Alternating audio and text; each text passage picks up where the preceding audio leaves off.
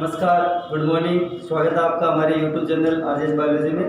और आज हम 12th एनसीईआरटी के सेक्सुअल रिप्रोडक्शन इन एजेस पर एक छोटा सा टॉपिक देखेंगे जो आपके बुक में है। एक छोटा सा टॉपिक के रूप में दिया है, तो उसको हम थोड़ा डिस्कस करेंगे, जिसको हम कहते हैं सेक्सुअल इनकम्पेबिलिटी यानी लैंगिक अनिश्चितता। अब क्या है लैंगिक अनिश्चितता, तो इसको समझो आप। तो आप ये जानते हो कि एक उसके अंदर मादा जनांग के रूप में जायांग विकसित होता है, जो पिस्टल या स्त्री केसरों का एक समूह होता है। स्त्री केसर सिंगल भी हो सकता है, मैंने आपको बताया था। तो स्त्री केसर के समूह के रूप में जायांग यानी पूरा जो साइकिल है वो जायांग के रूप में विकसित होता है। और आपने ये भी पढ़ा कि जायांग जो है या जो पिस्टल है स्त्री केसर, इसका जो सबसे शीर्ष भाग होता है इसको हम कहते हैं स्टिग्मा।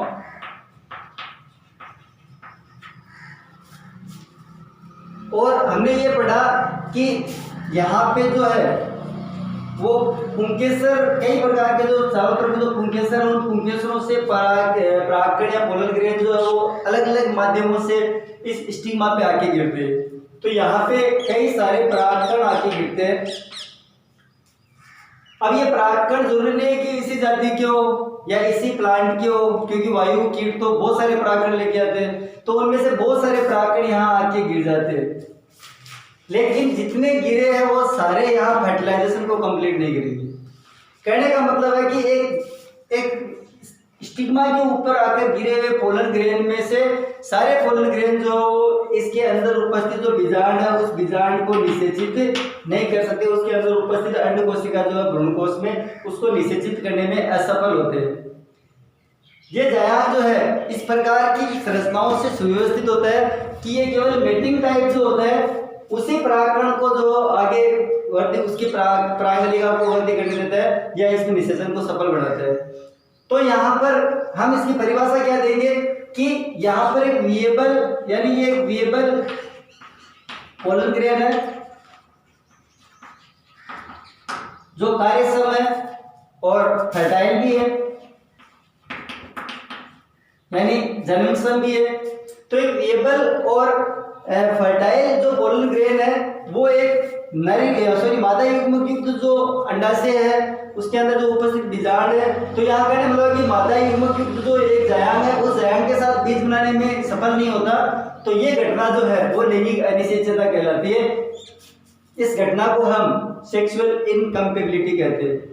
तो कहने का मतलब क्या हुआ कि ये मतलब जो है विएबल और फर्टाइल पोलन ग्रेन जो है वो एक मादा युग्मक युक्त जो जायांग है उसके साथ बीज बनाने में असफल होते हैं, सफल नहीं हो पाता और बीज नहीं बन पाते। तो इस घटना को हम जो इनकम्पेबिलिटी कहेंगे कि सारे के सारे परागकण जो यहाँ अंकुरित तो नहीं हो पाएंगे और यहाँ निषेचन को जो पूरा नहीं कर पाएंगे। और इस तरीके के जो युग्मक होते हैं इन युग्मकों को हम इनकम्पेटिबल गेमेट्स कहेंगे जो यहाँ निषेचन को कंप्लीट नहीं कर पाएंगे। अब बात करते हैं कि इनकम्पेबिलिटी या सेक्सुअल इनकम्पेबिलिटी जो कितने टाइप की होती है, तो ये दो टाइप की होती है। कौन कौन से दो टाइप वो समझो। यहाँ हम सेक्सुअल इनकम्पेबिलिटी की बात करें तो ये दो टाइप की हो गई। एक तो हो गई इंटर स्पेसिफिक यानी अंतराजातीय। इंटर स्पेसिफिक का मतलब होता है अंतराजातीय।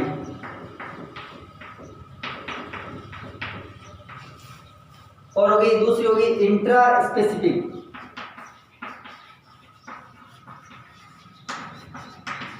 इसका मतलब हो गया अंतरजातीय।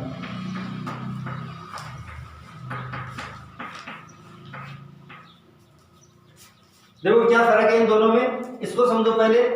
अंतरजातीय का मतलब होता है इंटर स्पेसिफिक, मतलब दो जातियां, दो अलग अलग जातियां। अब मान लो यहाँ ये आम की जाति है, यहाँ एक बबूल की जाति है। तो ये आम का है जायांग और यहाँ पर ये बबूल है और इस बबूल पे ये परागकण लगे हुए। अब ये बबूल के परागकण भी यहाँ आके गिर सकते हैं, आ सकते हैं या वायु के द्वारा या कीटों के द्वारा। तो यहाँ पर ये जातियां दो हो गई, यानी स्पेसीज जो है वो दो हो गई। तो ये एक नॉर्मल सामान्यतः पाई जाने वाली इनकम्पेबिलिटी है, जिसमें क्या होता है कि फ्री क्रॉस जो पॉलिनेशन है, फर्टिलाइजेशन है, उसको रोका जाता है।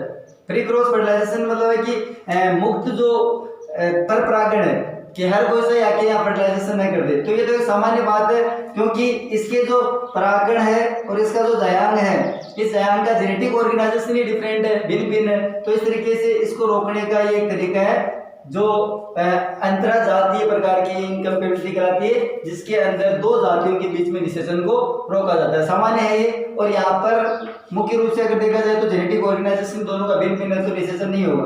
अब अगर हम इस इनकम्पेबिलिटी की बात करें तो ये विषमजैविक प्रकार की होती है। विषमजैविक का मतलब होता है हेटेरोजेनिक, मतलब तो हेटेरोजेनिक का मतलब है कि इस प्रकार की जो अनिश्चितता है, इनकम्पेबिलिटी है, वो अनेक प्रकार के जीनों द्वारा नियंत्रित होती है, यानी अधिक जीनों द्वारा नियंत्रित होगी,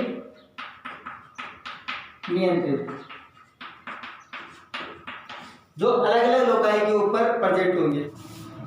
तो जो भिन्न भिन्न लोकाई पर उपस्थित होंगे, ऐसे एक से अधिक जीनों द्वारा ये कंट्रोल होती है, जिनको तो इस प्रकार से हम कह सकते हैं कि इंटरस्पेसिफिक जो इनकम्पेबिलिटी है वो हेटेरोजेनिक होती है।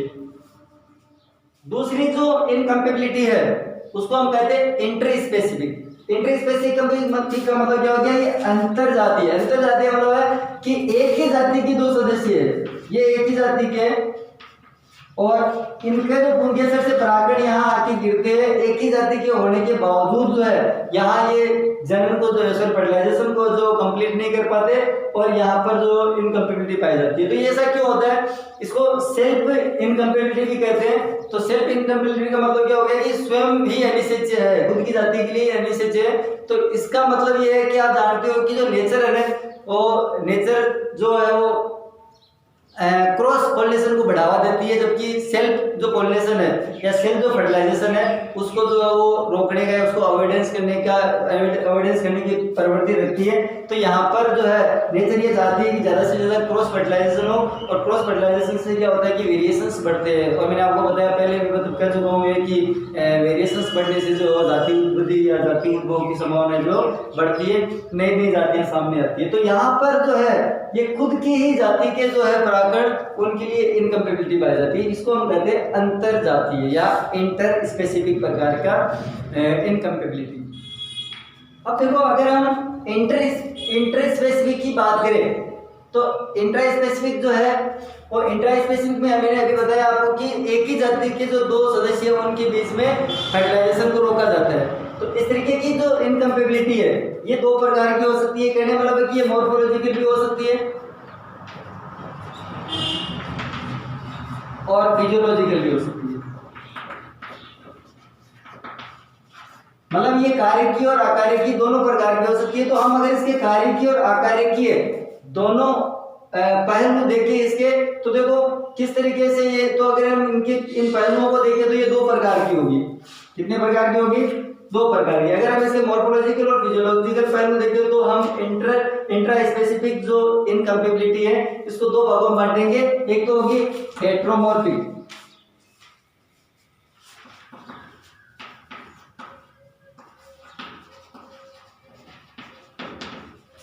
सेल्फ इनकम्पेबिलिटी,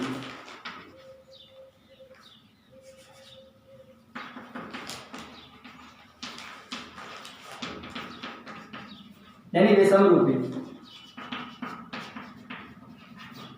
और दूसरी होगी होमोमॉर्फिक,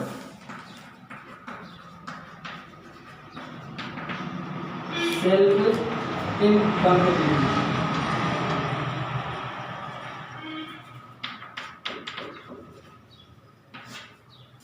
तो इसको हम कहेंगे समरूपी, स्व अनिश्चित।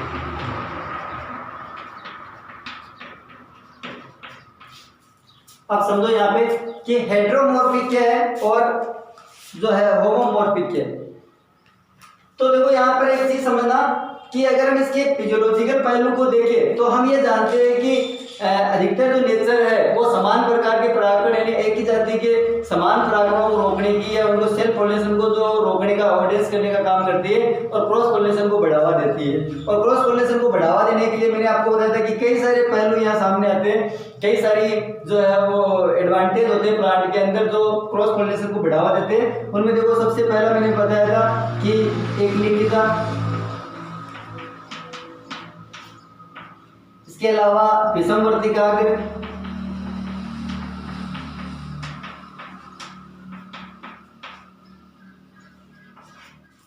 तीसरा भिन्न काल पक्वता,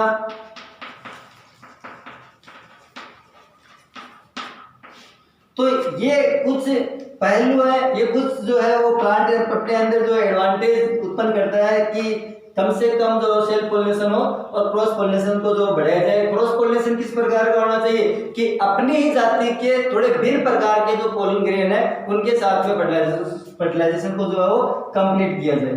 तो ये जो है वो कुछ एडवांटेज है। अब हम बात करते हैं यहाँ पे कि हेटेरोमॉर्फिक जो है वो किस प्रकार से क्या क्या, तो आपने पढ़ा था कि प्लांट जो है, मैं आपको एक एग्जांपल देता हूँ। हेटेरोमॉर्फिक का मतलब है कि प्लांट अपने शरीर के अंदर या अपनी पुष्पीय संरचना में कुछ बदलाव करता है। और एक ही प्लांट पे मैंने आपको बताया था कि कई ऐसे प्लांट होते हैं जिन पे एक ही प्लांट के ऊपर दो प्रकार के फूल लगते हैं। जैसे मैंने आपको कहा था प्रिमूला, तो प्रिमूला के अंदर जो है वो मैंने आपको कहा था विषम वर्तिकाग्र पाया जाता है। कहने मतलब कि एक प्लांट है उसमें वर्तिका जो है वो उसकी स्टिग्मा स्टाइल जो थोड़ी बड़ी होती है और दूसरे प्लांट में जो छोटी होती है और पुंके से बड़े होते हैं या पुंके से छोटे होते हैं। तो देखो ये इस तरीके से एक ही प्लांट के अंदर कुछ विषम रूपी यानी अपने शरीर के अंदर अपने पुष्पीय जो कैरेक्टर उनके अंदर कुछ भिन्नताएं की जाती है और उन भिन्नताओं के कारण जो सेल्फ पोलिनेशन या हम कहेंगे कि सेल्फ जो है इनकम्प्लीबिलिटी जो कंप्लीट की जाती है ताकि खुद का खुद में निषेचन ना हो। तो ये है हेटेरोमॉर्फिक। अब दूसरी हम बात करें तो होमोमॉर्फिक सेल्फ इनकम्पेबिलिटी है। तो समरूपी का मतलब क्या है कि यहाँ पे एक ही जाति के प्लांट तो है और ये दोनों प्लांट जो है वो मॉर्फोलॉजिकल बिल्कुल समान है, आप उनमें बाहर से कोई अंतर नहीं कर सकते, यानी न तो उनकी वर्तिका बड़ी है न उनका पुंकेसर बड़ा है। सारे के सारे प्लांट के जितने भी फ्लावर है वो सब के सब एक ही आकृति के हैं। तो कहने का मतलब है कि यहाँ पर आप बाहर से यानी इनका जो मेटिंग टाइप है वो बिल्कुल समान है, आप इनको बाहर से देखकर जो वो अंतर नहीं कर सकते किसी प्रकार, लेकिन फिर भी इनके अंदर जो इनकम्पेबिलिटी है। एक ही जाति का प्लांट है, उसके सारे पुष्प समान है, किसी प्रकार की कोई संरचना में यानी कोई विषमता नहीं है पुष्प के अंदर, फिर भी इसके परागकण यहाँ गिरते हैं और गिरने के बावजूद जो है वो निषेचन को सफल नहीं कर पाते, बीज नहीं बना पाते। इस तरीके की इनकम्पेबिलिटी भी मिलती है। तो यहाँ पे अब इस इनकम्पेबिलिटी को निर्धारित कौन करेगा? इस इनकम्पेबिलिटी को निर्धारित करने के लिए कोई संरचनात्मक परिवर्तन तो है ही नहीं। तो यहाँ जो इनकम्पेबिलिटी को निर्धारित करेगा वो करेगा जीनोटाइप। कौन करेगा? जीनोटाइप। इनका जीन प्रारूप जो इनकम्पेबिलिटी को कंप्लीट करेगा, निर्धारित करेगा। और इस जीनोटाइप के आधार पर जो है हम अगर होमोमॉर्फिक सेल्फ इनकम्पेबिलिटी को देखें तो ये दो प्रकार की होगी। एक तो होगी गेमेटोफाइट, तो देखो कौन कौन सी होगी दो प्रकार की। तो पहली तो होगी गेमेटोफाइट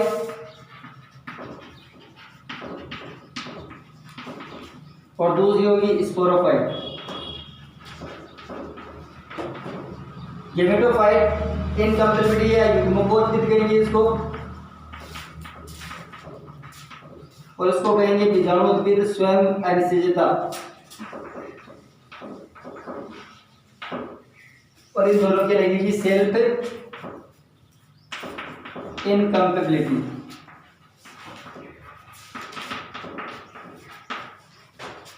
अब मतलब क्या है इसका, गेमेटोफाइट का और स्पोरोफाइट का मतलब क्या है कि प्लांट जो बिल्कुल समान है, लेकिन ऐसे समान पादपों में उनके पुष्प भी समान है, लेकिन उसके बावजूद सेल्फ इनकम्पेबिलिटी है। और उस इनकम्पेबिलिटी को निर्धारित करने के जो कारक है, जो फैक्टर है, वो मेल गेमेटोफाइट के अंदर है। किसके अंदर है? मेल गेमेटोफाइट के अंदर। यानी मेल गेमेटोफाइट का जो जीनोटाइप है वो निर्धारित करता है सेल्फ इनकम्पेबिलिटी को। इस जीनोटाइप के कारण, मेल गेमेटोफाइट के जीनोटाइप के कारण जो इसके अंदर स्वनिषेचन या खुद के प्लांट के परागकणों का जो इसके वर्तिकाग्र पर अंकुरण संभव नहीं हो पाता, इसको निर्धारित करने के लिए यानी मेल गेमेटोफाइट के जीनोटाइप जो वो निर्धारित करते हैं। तो अगर इस तरीके की अगर सेल्फ इनकम्पेबिलिटी हो तो हम उसको कहेंगे युग्मकों विद अनिश्चितता या गेमेटोफाइट सेल्फ इनकम्पेबिलिटी। ग्रेमिनिकुल के प्लांट में पाई जाती है। एग्जांपल में याद कर रहा हूं आपको, ग्रेमिनिकुल। अब अगर मैं स्पोरोफाइट की बात करूं तो अगर मैं कहूं कि सेल्फ इनकम्पेबिलिटी है, होमोमॉर्फिक है, लेकिन उसको निर्धारित करने के लिए जो जीनोटाइप है वो किसका होगा, स्पोरोफाइट का होगा, न कि मेल गेमेट का। यहाँ स्पोरोफाइट का गेमेट जो जीनोटाइप है यानी इसका जो जीनोटाइप है वो निर्धारित करता है इस इनकम्पेबिलिटी को, उसके कारण इनकम्पेबिलिटी होती है। तो इस तरीके की जो होगी उसको हम स्पोरोफाइटिक इनकम्पेबिलिटी कहेंगे। ऐसी जो इनकम्पेबिलिटी है वो ब्रेसिकेसी कुल के अंदर पाई जाती है। ब्रेसिकेसी कुल के सदस्यों में इस प्रकार की इनकम्पेबिलिटी पाई जाती है। तो यहाँ पर आपको क्लियर हो गया होगा कि जो सेक्सुअल इनकम्पेबिलिटी है दो प्रकार की होती है, एक तो इंट्रास्पेसिफिक और एक इंट्रा स्पेसिफिक। इंट्रास्पेसिफिक में तो ये तो सामान्यतः पाई जाती है क्योंकि दो भिन्न भिन्न पादपों के जो पॉलिनेशन है वो आपस में फर्टिलाइजेशन नहीं कर सकते क्योंकि उनका जेनेटिक ऑर्गेनाइजेशन जो डिफरेंट टाइप का होगा। इंट्रा स्पेसिफिक में क्या होता है कि एक ही जाति के जो प्लांट है उनके बीच में भी जो सेल्फ पॉलिनेशन को रोका जाता है और क्रॉस पॉलिनेशन को बढ़ावा दिया जाता है, क्योंकि नेचर जो क्रॉस पॉलिनेशन को बढ़ावा देती है ताकि ज्यादा से ज्यादा वेरिएशंस और जाति का उद्भव हो, स्पेसीज ओरिजिन हो। अब अगर हम इंट्रा स्पेसिफिक की बात करें तो ये मॉर्फोलॉजिकल और फिजियोलॉजिकल दोनों प्रकार की हो सकती है और ये पुनः दो प्रकार की होगी, कहने वाला हेटेरोमॉर्फिक और होमोमॉर्फिक। हेटेरोमॉर्फिक का मतलब है कि एक ही प्लांट जो है उसके अंदर दो प्रकार के फूल होंगे यानी पुष्पीय आकारिक की भिन्नता पाई जाती है जिससे ज्यादा से ज्यादा सेल्फ पॉलिनेशन और सेल्फ फर्टिलाइजेशन को रोका जा सके। होमोमॉर्फिक में समानताएं है लेकिन फिर भी ये इनकम्पेबिलिटी जो जीनोटाइप के द्वारा निर्धारित होगी और ये मल्टी एलील के द्वारा कंट्रोल होगी। हम मल्टी एलील भी यहाँ यूज कर सकते हैं कि मल्टी एलील जो है वो इसको निर्धारित करेंगे और इसके लिए जो है वो अगर इसका निर्धारण जो गेमेटोफाइट के जीनोटाइप से होता है तो उसको हम गेमेटोफाइटिक सेल्फ इनकम्पेबिलिटी कहेंगे, ग्रेमिनिकुल में पाई जाती है।